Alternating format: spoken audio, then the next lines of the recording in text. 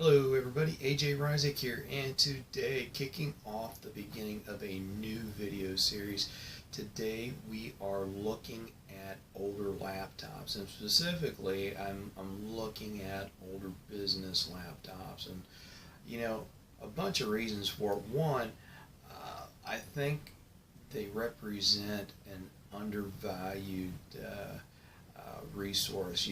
People think, okay, a laptop's a couple years old, time to ditch it, get something new.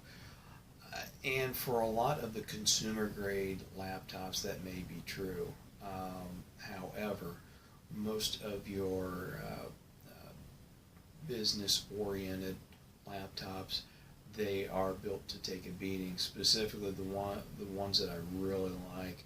I really like the Lenovo ThinkPad series, also the Dell Latitude series, and not that there's not other business lines that are fairly durable with good features in that, but those are the two that I am familiar with and have had lots of good luck with, keeping older units alive. For those of you that are on G+, you know that I recently picked up a ThinkPad X200 recently. Small, lightweight job. Been playing around with it a lot the past week or so, and I'm loving it. And I picked up the laptop itself for $65. I spent another $35 on a SSD for it, and it's relatively fast, does everything that I want to. It's small, lightweight, fairly compact. It does everything that I want. And that's one of the things with the older laptops. Everybody, they want to get the fastest processor they can, the most amount of RAM. Depending on what you are doing, that may not necessarily be needed. I mean, are you going to use it for web surfing and maybe a few office apps? In that case, you don't need a lot of processor and a lot of RAM. If you're like I said, running a web browser, maybe LibreOffice, it doesn't require a whole lot. I mean, this X200 that I picked up, it's a Core 2 Duo processor, so 7, 8, 9-year-old technology, and yet everything that I'm asking of it, it runs fine.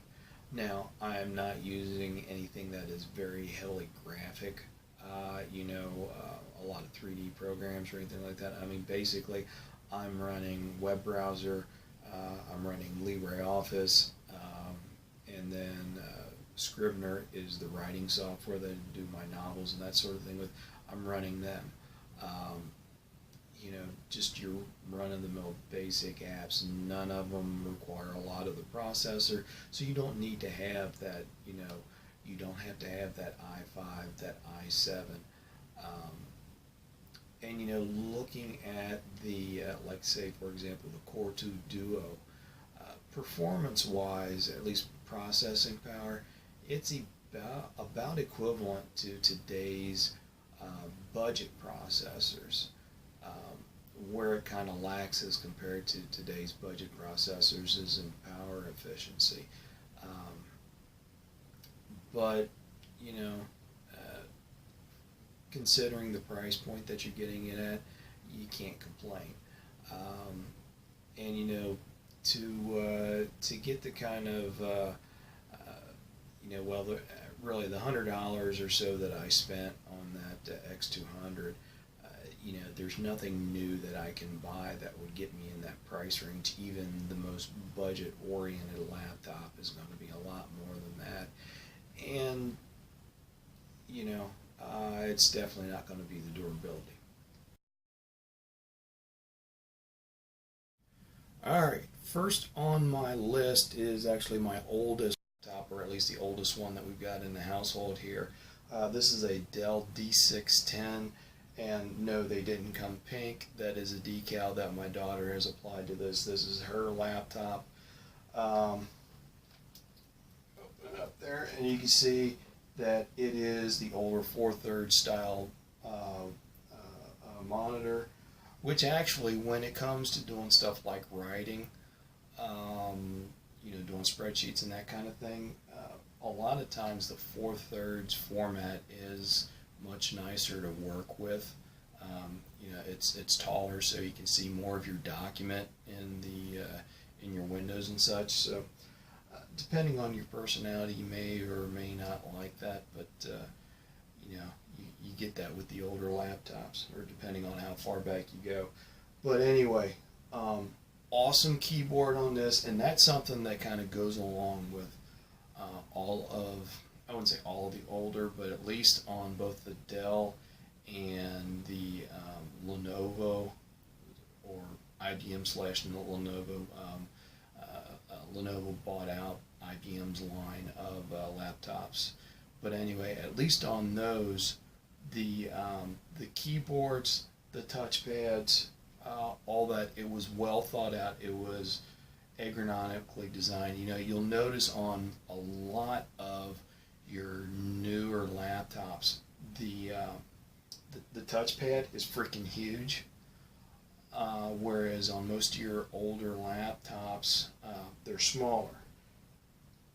And actually, there's a good reason to have a smaller one when it comes to actually sitting down and doing a lot of writing.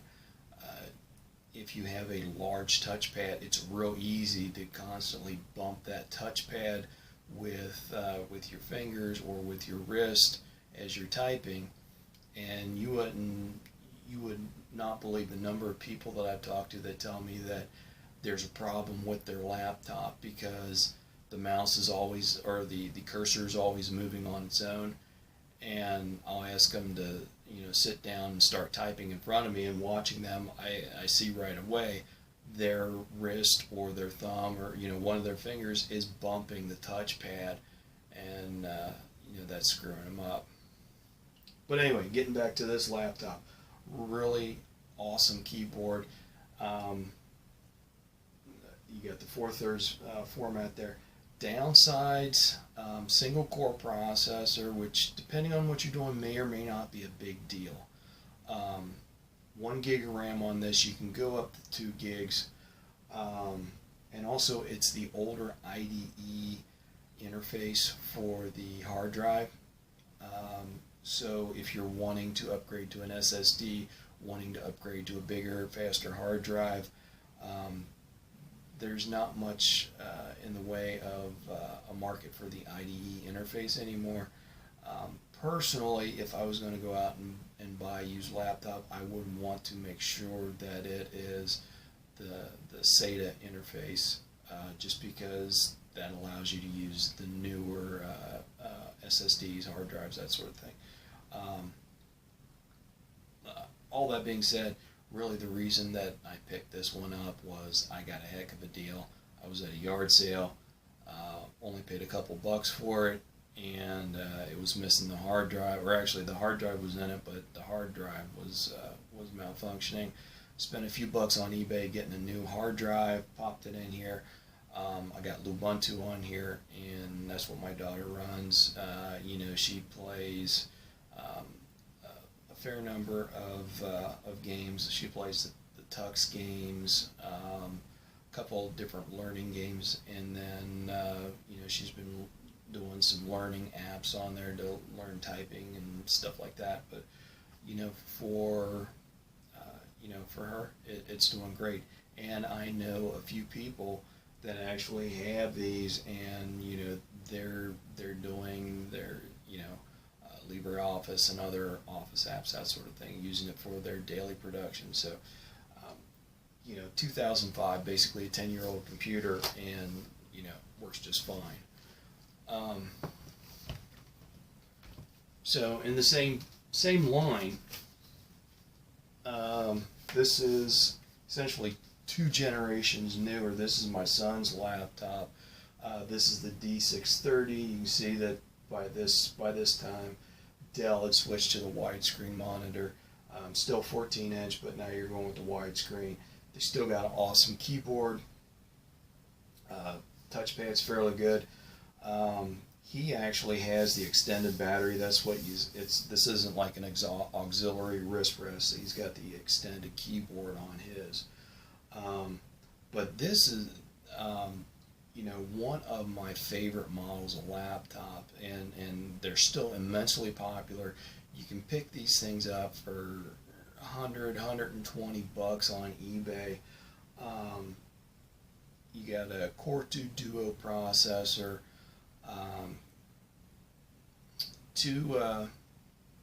most of them come with 2 gigs of RAM.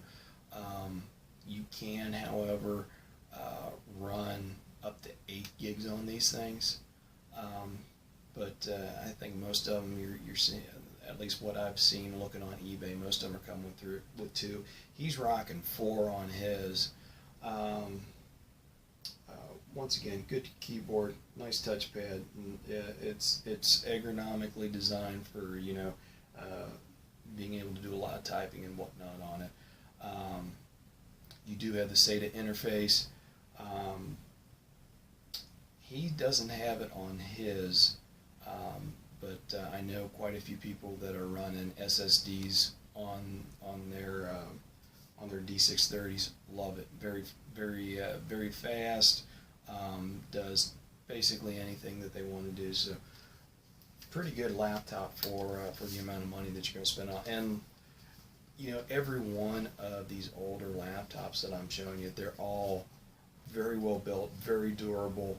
I mean, like this one here, it's 10 years old, and the hinges are when you open it up, still nice and tight. I mean, you can't ask for more than that.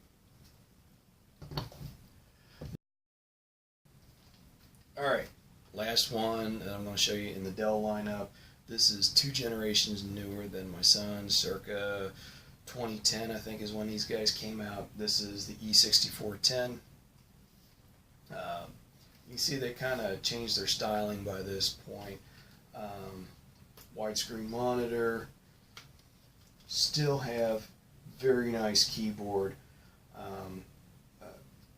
Touchpad is still fairly small, ergonomically designed and whatnot. And you do finally get some of the features that we consider to be modern features, at least from the standpoint.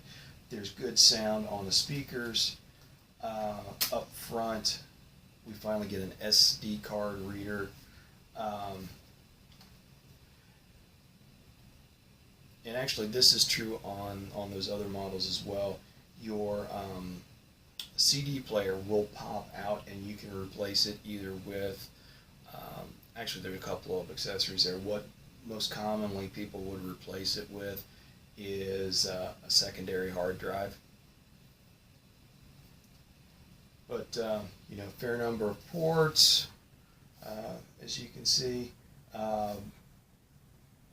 Do have, back here on the back, you finally get the newer type ports that we're used to seeing. So, I mean, if you're looking for one where you're getting the newer modern features, but still want to save yourself some money, this might be the route to go. You're looking at Core i5 processor from the factory. They usually came with 4 gigs of RAM. I think you can go up to 16. I know you can go to 8. I think you can go to 16 gigs on these. Not quite sure on that. But like I said, most of the modern features we're used to seeing these days, you're going to get by this point. I think once you figure in when I bought this, I bought it off of eBay. I think I paid $125, $150. It had no hard drive, and of course then no operating system. So I bought it. I bought a SSD. I actually upgraded the wireless on this to a wireless AC. So I spent a little bit of money on a new wireless card. So still less than $300 on this, which is essentially what you're going to pay for a rock bottom new laptop these days. But I mean, you've got awesome features in it, and this thing, you know, it's built like a tank. All right, right here, this is a Lenovo T410 S, and this is Lenovo had both the T410 S and the standard T410. If you are going to pick one of these up, personally, I would recommend going with the standard T410 as opposed to the T410 S. Just from the standpoint, the S is not, it was designed as a lightweight alternative to the standard T410. Fair enough. Well, they sacrificed durability. If you look right here, I've got a crack in the plastic right there. And I've actually got a replacement panel that I just haven't gotten around to putting on here. Point being, it's just not as durable. By going with the T410, you do end up, it's a little heavier, but along with that, there's a lot of accessories with that model that you can use that are not available here, such as the extended batteries. Now, you can go and right here where the CD drive is, you can pop that out. There is a secondary battery, and actually I've got one right here. There's a secondary battery that you can put in these. Unfortunately, I found that it does not play nice with Linux.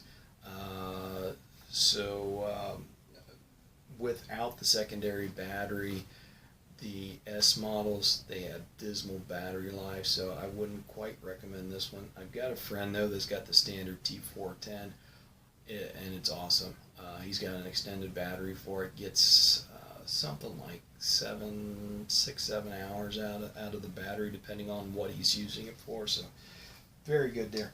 But, and let me open this up here. Once again, just like the Dells, they have a freaking awesome keyboard.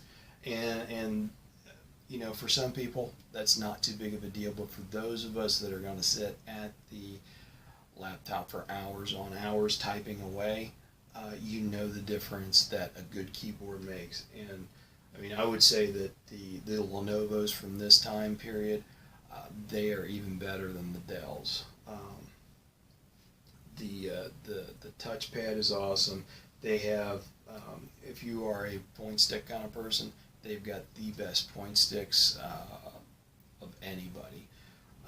So definitely recommend this. This is about the same time era as the E60 410, right around 2010. So you got, you know, it's Core i5, first generation. This one's got 4 gigs of RAM. Pretty sure you can go to 8. You might even be able to go to 16 on these. And I think I picked this up for $150 on eBay. So my only real gripe with this particular one was the battery life on it. And so saving my favorite for last, and that is the X200 that I just recently bought. I know it looks little and tiny, and in a lot of ways it is. It is a 12.1-inch screen, and yet I measured it. This keyboard is the exact same size as the keyboard that's on the 14-inch Lenovo. So I mean, they shoehorned that 14-inch you know, laptop keyboard right onto here. And I tell you what, past couple of days I've been typing on it. It types great. One thing to watch out for on the X200s, and it's just kind of a buyer beware thing, they do not have a touchpad. Now the following model after this, the X201, they did add a touchpad, but the X200s, no touchpad. You just have the point stick, and then of course the keys to operate the point stick. So depending on your personality, how you work, you may not like that. Personally, I've been working with it for a while, and I'm just as fast and efficient with that as I am with the touchpad. But anyway, Core 2 Duo on these. This one's got 2 gigs of RAM, and officially they'll support 4 gigs of RAM, but I've seen online where people have kicked it up to 8 and had no problems with it. But nice, small, lightweight, and yet at the same time very durable. And that's my big issue with a lot of the lightweight laptops that are out now, is that they don't have the durability. I mean, this thing, like I said, you're looking at a laptop from 2008, and I mean, you still got nice tight hinges. It's not cracked, it's not broken. Everything on it works.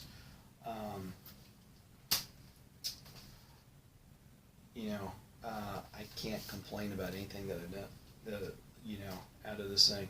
And like I said earlier in the video, I spent $65 to buy it, $35 on an older SSD, and that's something when you're adding SSDs to these older laptops, and you're looking at the SATA interface. This laptop itself is SATA 2.